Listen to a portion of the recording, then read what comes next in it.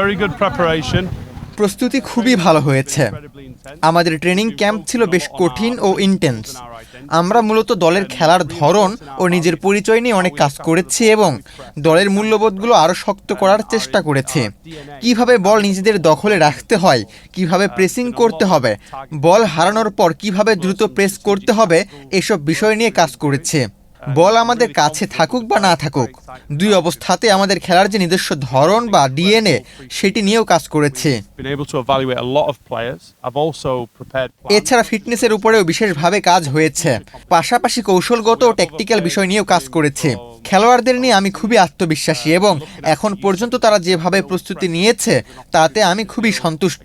একমাত্র smart city Bashundhara, আধুনিকতায় এক ধাপ এগিয়ে। আমাদের প্রাক মৌসুম প্রস্তুতি অসাধারণ হয়েছে। আমরা অনেক খেলোয়াড়কে মূল্যায়ন করার সুযোগ পেয়েছি, শুধু এই প্রতিযোগিতার জন্যই নয়, ভবিষ্যতের প্রতিযোগিতাগুলোর জন্যেও আমি পরিকল্পনা তৈরি করেছি। বিদেশ থেকে আরও কিছু খেলোয়াড় আসছে যাদের আমরা দেখছি।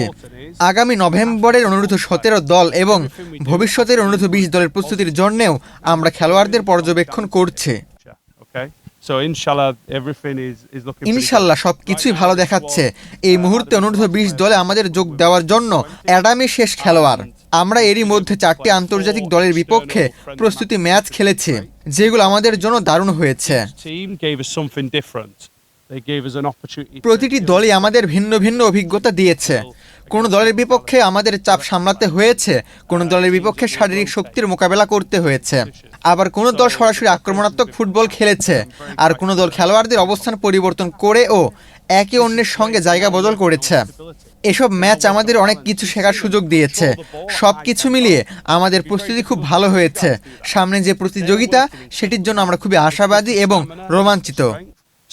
My mentality is always turn every negative into a positive. So we've had some days where the pitch has been great. We've had days where it's been like this.